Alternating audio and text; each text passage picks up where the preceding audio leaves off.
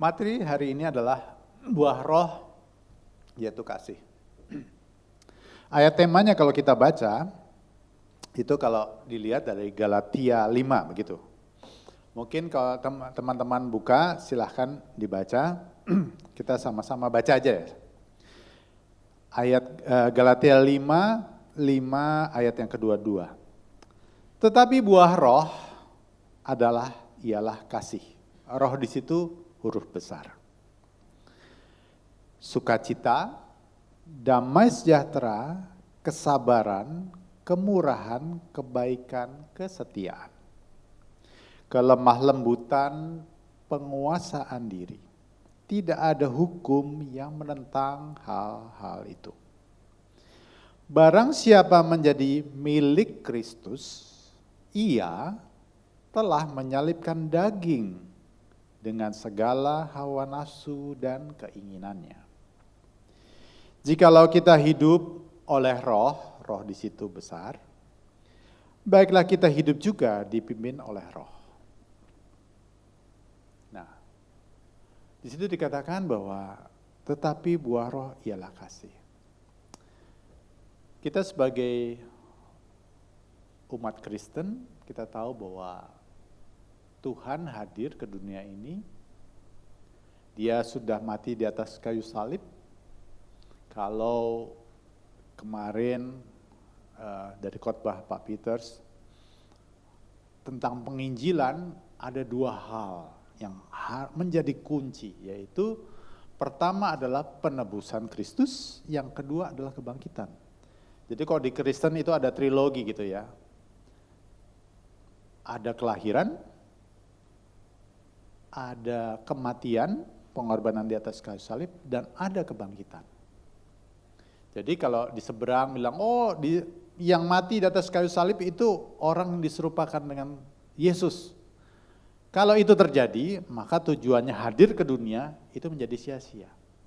Karena Yesus Kristus hadir ke dunia ini untuk menebus umat orang manusia yang berdosa, karena upah dosa adalah maut.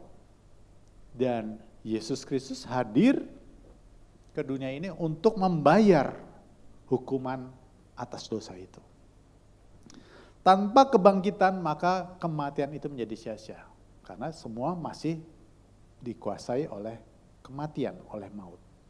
Jadi melalui kematiannya, hukumannya itu sudah ditanggung. Melalui kebangkitannya kita dibebaskan atas maut. Gitu ya. Nah, di dalam Galatia 5 adalah tetapi buah roh adalah kasih. Yang menjadi pertanyaannya, apakah saudara-saudara kita semua percaya bahwa Tuhan mengasihi kita?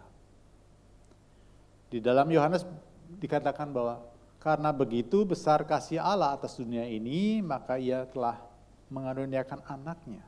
Jadi Yesus Kristus hadir ke dunia oleh karena kasih Allah. Pertanyaannya, sudahkah kita dimiliki oleh Kristus Yesus? Ini pertanyaan penting. Kalau Tuhan Yesus telah mati di atas kayu salib untuk membayar lunas kita atas hukuman dosa. Setelah dia bayar lunas di atas kayu salib dengan pengorbanan yang sempurna, apakah kita sudah dimilikinya? Padahal dia sudah bayar. Mestinya kan harus ya. Tetapi seringkali manusia ini belum dimiliki oleh Tuhan. Oke, berikutnya. Standpoint utama kita adalah selalu kita kembali pada kejadian. Di Kejadian 1 ayat 26 adalah berfirmanlah Allah, baiklah kita menjadikan manusia menurut gambar dan rupa kita. Menurut gambar dan rupa kita. Jadi kalau kita adalah manusia dan kita bisa melihat bayangan kita adalah gambaran dari kita. Kalau tangan saya ke kiri, maka bayangannya ke kiri. Kalau tangan saya ke kanan, maka bayangannya ke kanan. Jadi bayangan itu, gambar itu selalu mengikuti induknya. Nah, Berfirmanlah Allah, baiklah kita menjadikan manusia menurut gambar dan rupa kita. Artinya manusia itu diciptakan serupa, segambar dengan Allah. Apa yang dilakukan, dipikirkan manusia harus sinkron dengan Sang Penciptanya. Supaya mereka berkuasa atas ikan di laut, burung di udara, dan atas ternak dan seluruh bumi. Kalau manusia ciptaannya itu bergerak dengan sinkron, apa yang dilakukan, apa yang dipikirkan itu sinkron dengan Sang Penciptanya, yaitu Allah sendiri, maka segala kuasa itu dimiliki. Kenapa?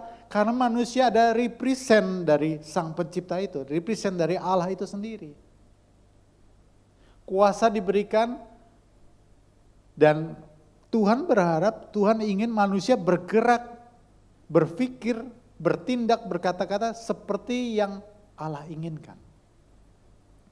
Maka Allah menciptakan manusia itu menurut gambarnya, menurut gambar Allah diciptakannya dia laki-laki dan perempuan. Di Matius 5 dikatakan, karena itu haruslah kamu sempurna seperti Bapamu yang di sorga adalah sempurna. Kita harus membedakan bahwa manusia ini ciptaan, Allah itu pencipta. Sempurna bukan persis seperti pencipta, tetapi memiliki karakter, pikiran, tindakan, perbuatan seperti penciptanya. Artinya tepat sasaran begitu. Nah, kita mengenal kata dosa. Kalau dilihat bahasa aslinya ada hamartia. Hamartia itu meleset dari sasaran. Tidak sempurna. Artinya kalau Allah menginginkan A, kita harus A.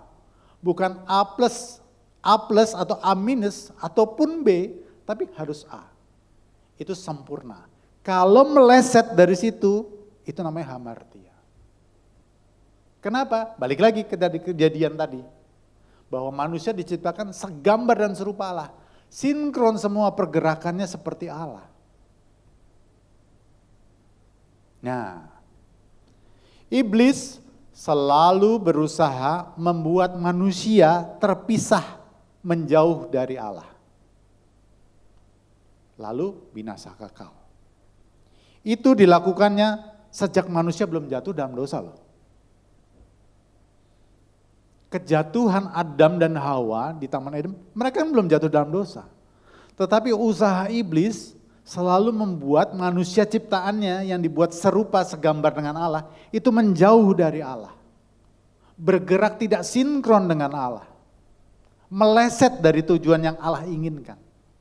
Dia selalu berusaha seperti itu. Bukan hanya ini aja, bahkan ketika manusia belum jatuh di dalam dosa, dia sudah melakukannya itu.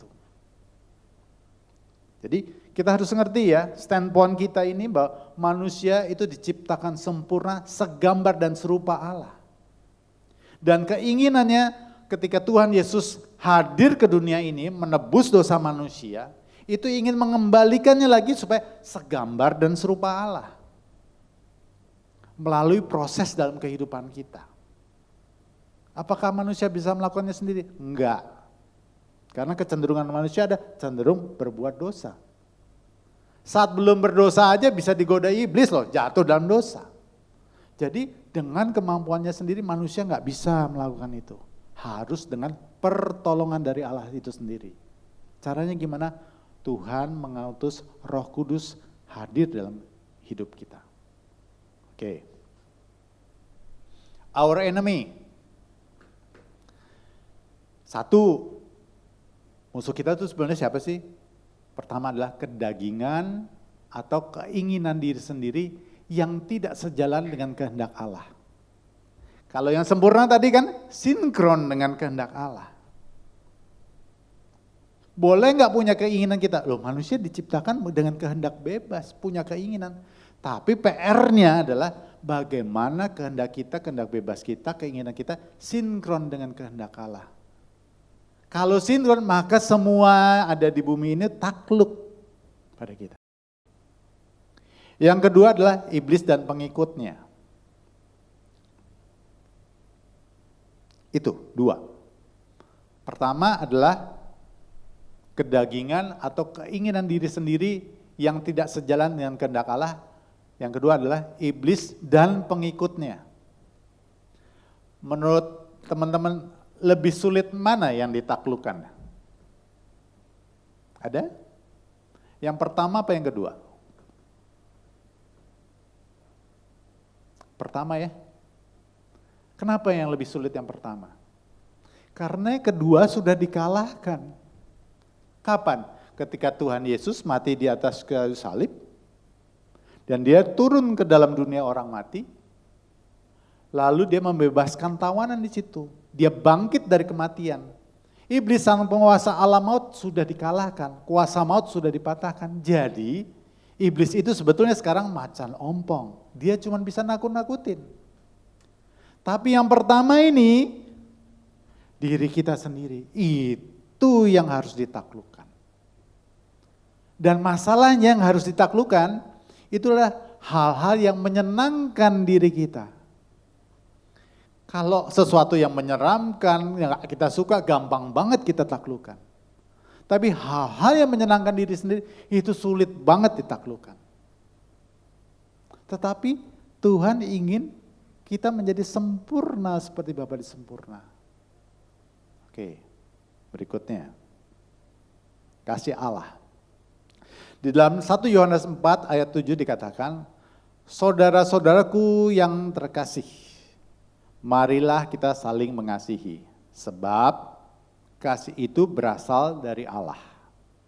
Dan setiap orang yang mengasihi lahir dari Allah dan mengenal Allah. Barang siapa tidak mengasihi, ia tidak mengenal Allah. Sebab Allah adalah kasih. Penting ini, Allah adalah kasih. Kenapa begitu? Bukan sekedar Allah memiliki kasih, tapi Allah itu adalah kasih itu sendiri.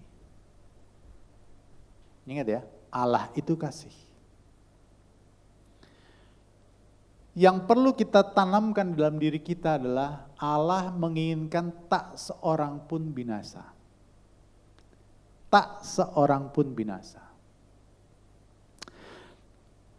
Di dalam Yohanes 3 ayat 16 dikatakan, karena begitu besar kasih Allah akan dunia ini, sehingga ia telah mengaruniakan anak yang tunggal, supaya setiap orang yang percaya kepadanya tidak binasa, melainkan peroleh hidup yang kekal. Itu adalah solusi yang Tuhan berikan atas dosa manusia. Di dalam 2 Petrus 3 ayat 9 dikatakan, Tuhan tidak lalai menepati janjinya. Sekalipun ada orang yang menganggapnya sebagai kelalaian, tetapi ia sabar terhadap kamu. Jadi Tuhan sabar untuk proses kita berubah, untuk menjadi sempurna itu. Karena ia menghendaki supaya jangan ada yang binasa, melainkan supaya orang berbalik dan bertobat. Artinya kalau kita renungkan, orang itu ketika jatuh dalam dosa, dia berjalan menjauhi Allah. Di Taman Eden kan begitu ya, diusir. Kenapa? Dosa dan kekudusan Allah nggak bisa bersatu. Dan manusia cenderung begitu, mengikuti keinginan hatinya sendiri yang nggak sinkron dengan Allah, plus dengerin bujukan-bujukan iblis dan pengikutnya. Kalau kita punya lingkungan kita, teman-teman kita yang pikirannya sangat duniawi, kita akan keseret.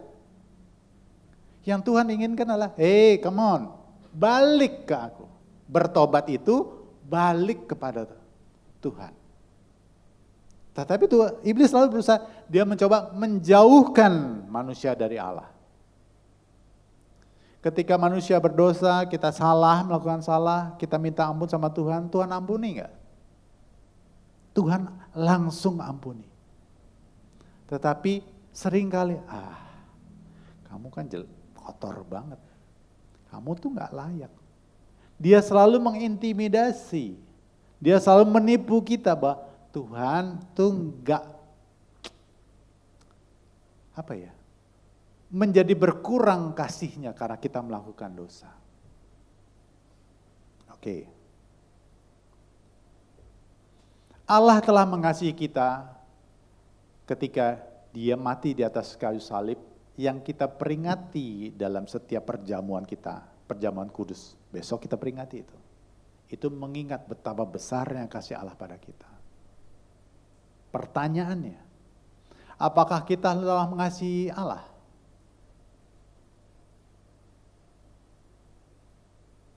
Bagaimana wujudnya bahwa kita mengasihi Allah?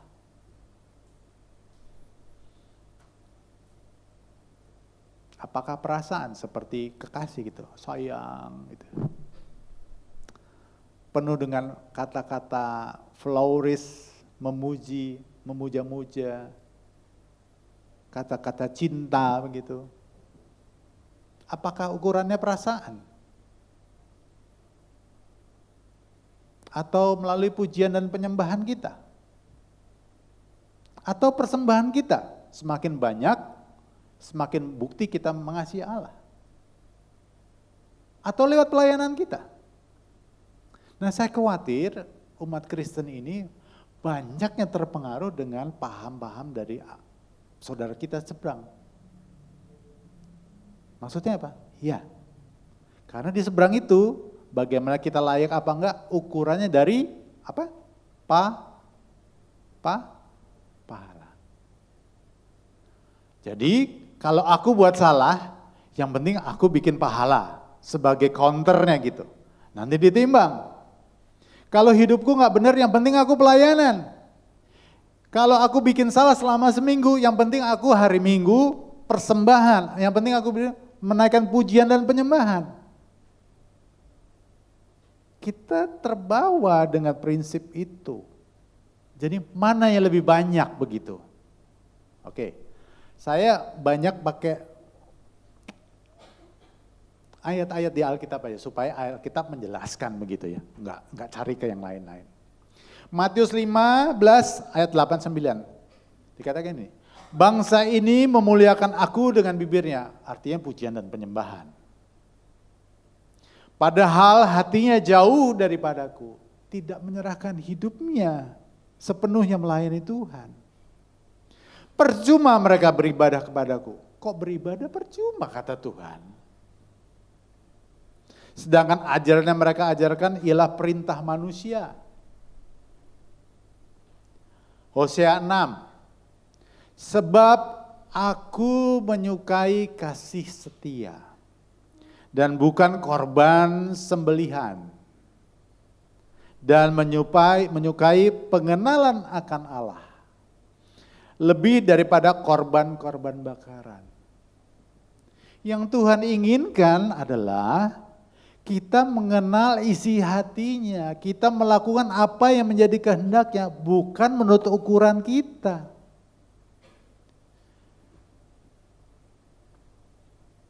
Ada orang, mungkin dalam keluarga ada seorang ayah yang sangat sibuk, atau ibunya juga sibuk, sehingga nggak punya perhatian buat anaknya. Nggak ada waktu buat anaknya, padahal anaknya butuh kasih sayang. Yang dilakukan oleh orang tuanya adalah, aku sekolahin dia sekolah yang paling mahal, internasional. Segala kebutuhannya aku cukupi, materi aku beri.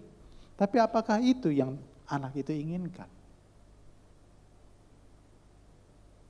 Nah, kita bayangkan bahwa Allah ini pemilik alam semesta, semuanya dia yang punya. Apakah dia gila pujian, senang dipuji-puji? Apakah sekian miliar yang kita kasih ke Tuhan itu membuat dia senang?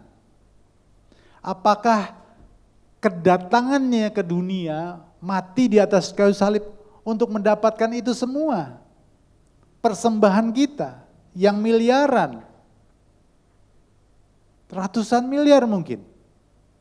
Dia pemilik alam semesta. Dia mati bukan untuk itu, saudara.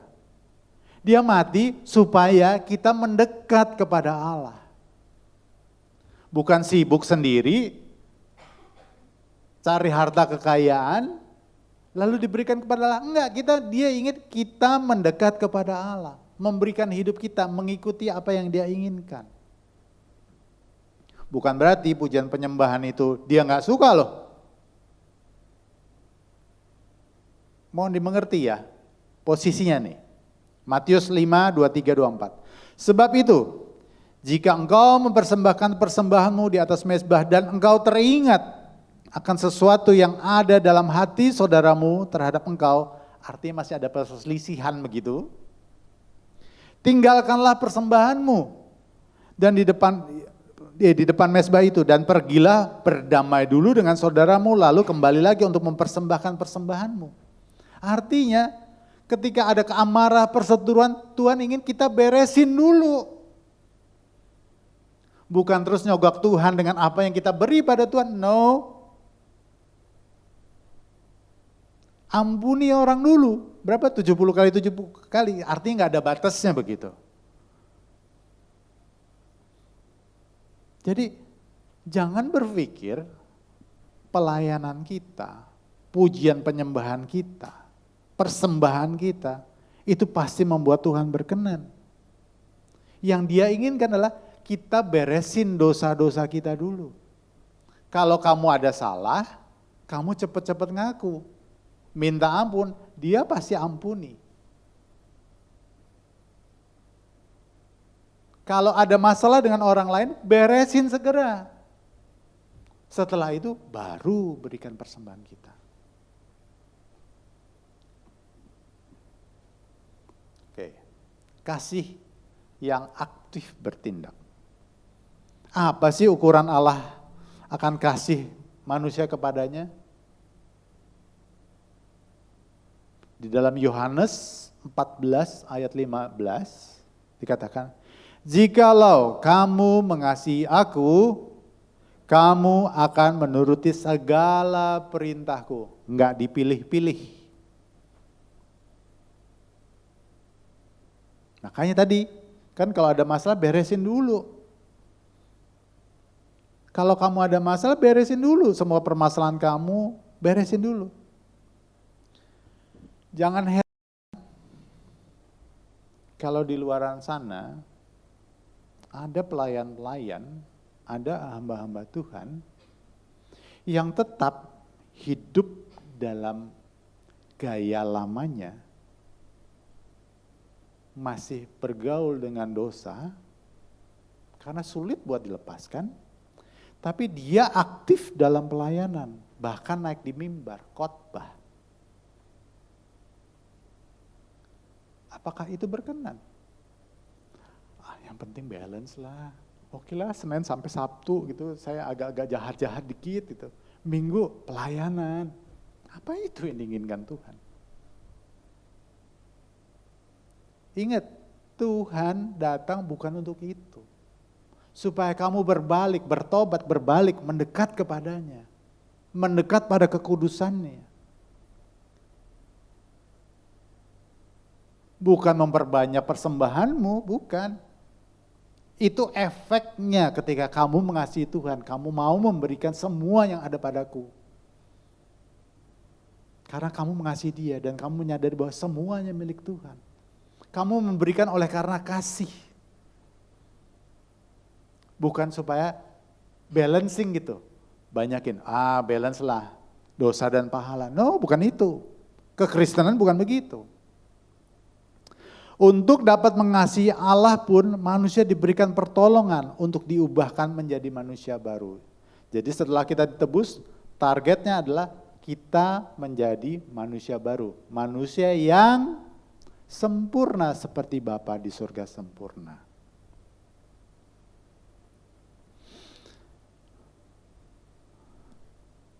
Aku akan meminta kepada Bapa dan Ia akan memberikan kepadamu seorang penolong yang lain, supaya Ia menyertai kamu selama-lamanya.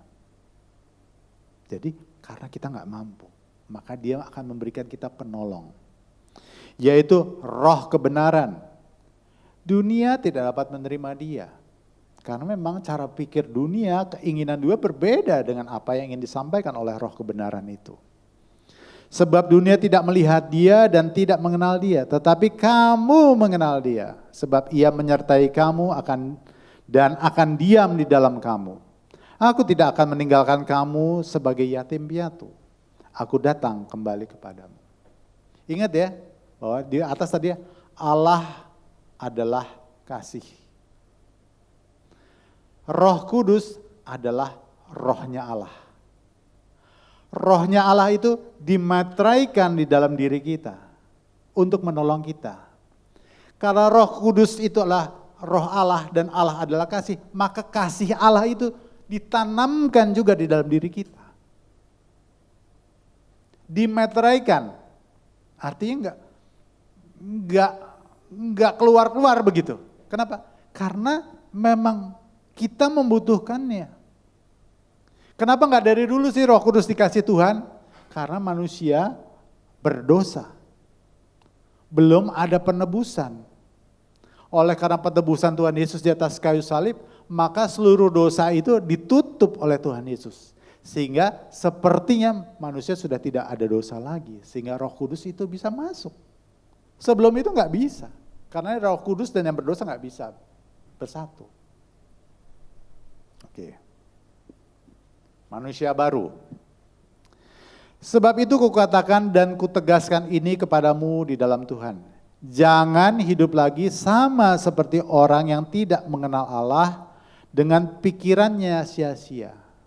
Cara berpikir kita harus diubahkan. Proses manusia baru menjadi sempurna seperti Bapa di surga sempurna. Jangan hidup lagi sama seperti orang-orang yang tidak mengenal Allah. Artinya harus berbalik, yang tadinya jalan ke sana harus balik lagi ke sini. Dan pengertiannya yang gelap jauh dari hidup persekutuan dengan Allah karena kebodohan yang ada di dalam mereka dan karena kedegilan hati mereka. Orang-orang dunia yang tidak mengenal Allah, yang tidak dipimpin oleh Roh Kudus, merasa melihat bahwa kebenaran itu sebuah kebodohan. Pembaruan akal budi, metanoia. Caranya gimana sih? Iya, mengenal Allah. Mengenakan pikiran Allah. Caranya gimana? Baca firman. 19. Perasaan mereka telah tumpul sehingga mereka menyerahkan diri mereka kepada hawa nafsu dan mengerjakan dengan serakah segala macam kecemaran. Tetapi kamu bukan demikian. Kalau kamu umat tebusan, kamu mestinya enggak begitu. Kamu telah belajar mengenal Kristus melalui firman-Nya dan melalui ilham Roh Kudus yang ditaruh dimateraikan dalam diri kita. Karena kamu telah mendengar tentang Dia, menerima pengajaran di dalam Dia menurut kebenaran yang nyata dalam Yesus, yaitu bahwa kamu berhubung dengan kehidupan kamu yang dahulu harus menanggalkan manusia lama yang menemui kebinasaannya oleh nafsunya yang menyesatkan. Kalau diikutin terus, maka kamu akan bisa binasa. Supaya kamu dibaharui di dalam roh dan pikiranmu. Mulai dari roh dulu. Karena itu media komunikasi manusia dengan Allah, roh. Lalu roh itu yang memimpin kita dalam perubahan pikiran, cara berpikir kita. Dan mengenakan manusia baru yang telah diciptakan menurut kehendak Allah di dalam kebenaran dan kekudusan yang sesungguhnya. 17.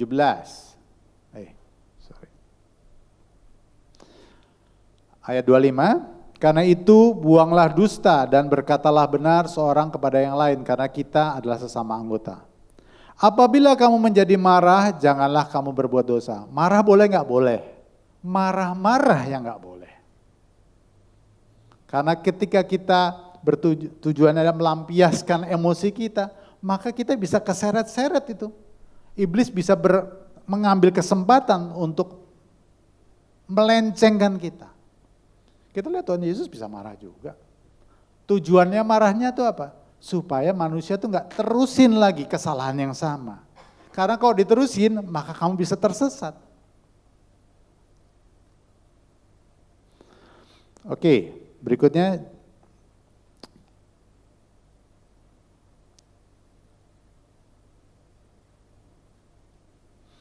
Dosa yang mendatangkan maut dan ciptaan baru. Ada dosa yang tidak mendatangkan maut. tapi ada dosa juga yang mendatangkan maut.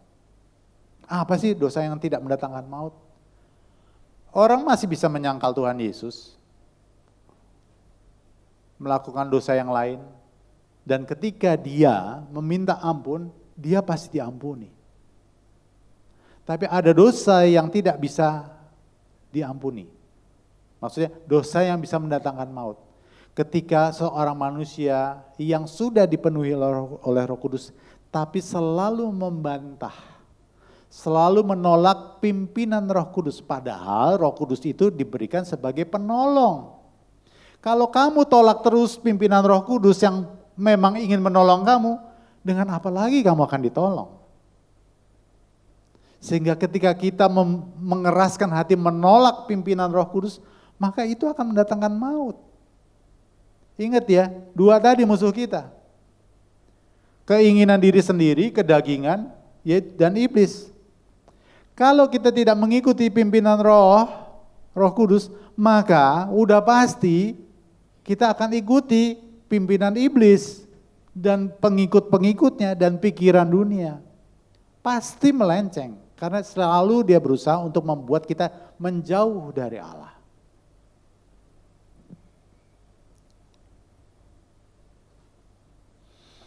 Menjadi manusia baru harus dikerjakan dengan serius untuk menghadapi ancaman yang pasti datang. Dalam 1 Petrus 5 ayat 8, sadarlah dan berjaga-jagalah. Lawanmu si iblis berjalan keliling sama seperti singa yang mengaum dan mencari orang yang dapat ditelannya. Artinya iblis itu kalau kita pasif, dia nggak pasif. Dia selalu aktif, keliling, cari kesempatan. Kalau kita mengandalkan kekuatan kita, hikmat kita, pengertian kita, tanpa bergantung pada Roh Kudus, kemungkinan besar kita akan jatuh. Karena strateginya dia udah punya jutaan tahun. Kita manusia hidup berapa tahun? Jadi kita harus bergantung pada pimpinan Roh. 2 Petrus dikatakan, tetapi kamu saudara-saudaraku yang kekasih, kamu telah mengetahui hal ini sebelumnya. Karena itu waspadalah, supaya kamu jangan terseret ke dalam kesesatan orang-orang yang tak mengenal hukum, yang tak mengenal firman Tuhan, yang tidak mengenali apa ingin kehendak Allah. Hati-hati, pergaulan kita bisa menyesatkan.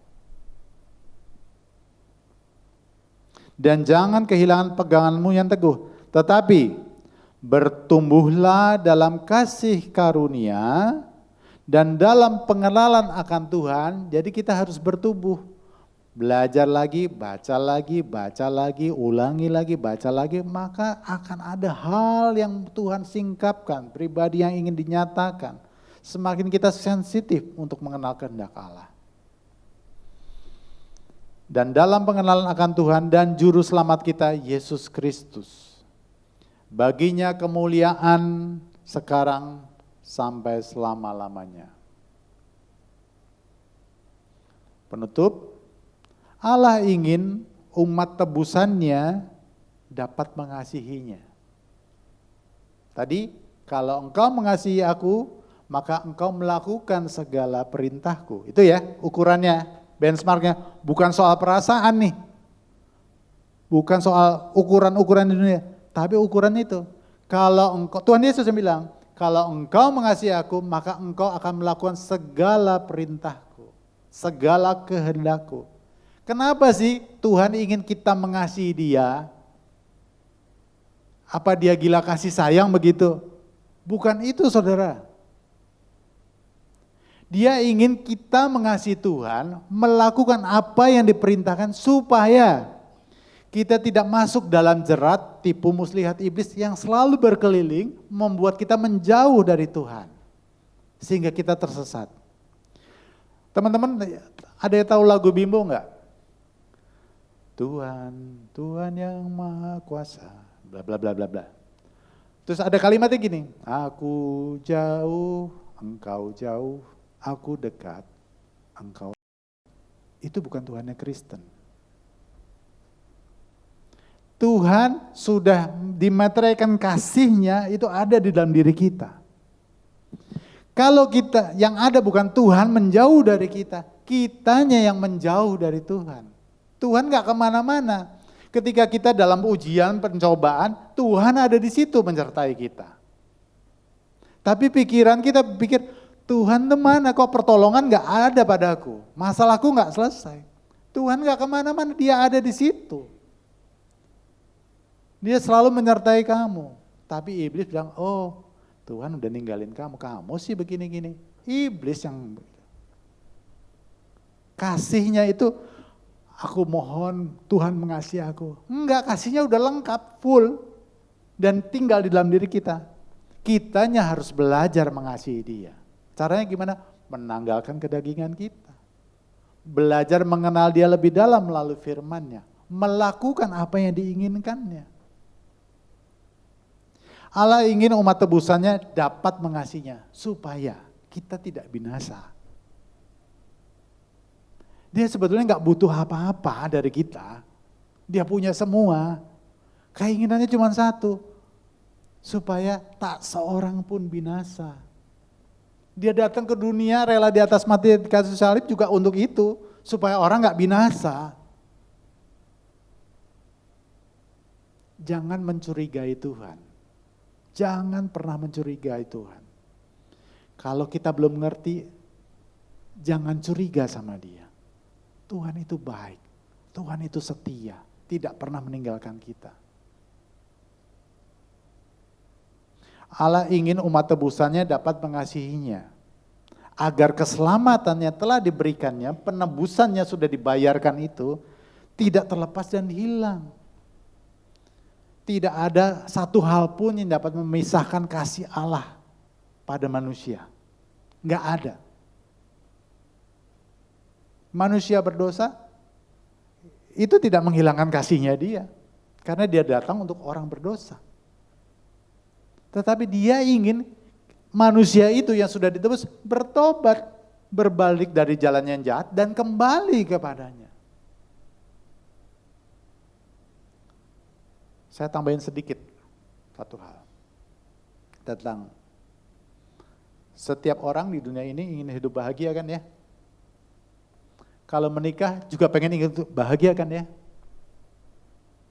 Dan ternyata kunci kebahagiaan itu bukan karena kita punya pasangan hidup, bukan karena kita punya anak, bukan karena kita punya harta, jabatan hebat, posisi hebat, bukan. Manusia bahagia itu ketika kita bisa mengikuti dan menuruti apa yang Tuhan inginkan. Kasih Allah itu komplit udah, full, sempurna. Enggak bisa ditambahin lagi, enggak bisa dikurangin juga. Full, udah masuk dalam diri kita. Tinggal bagaimana kita bisa merasakan kasih Allah itu ketika kita mulai menanggalkan kedagingan kita. Ego kita. Kalau kita masih full fokus pada diri sendiri, kita nggak bisa merasakan itu.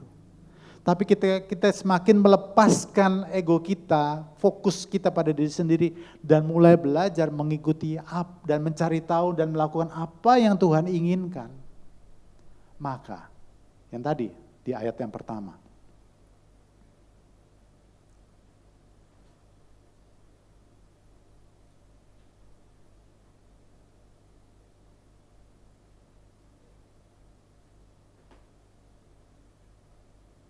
tetapi buah roh ialah kasih.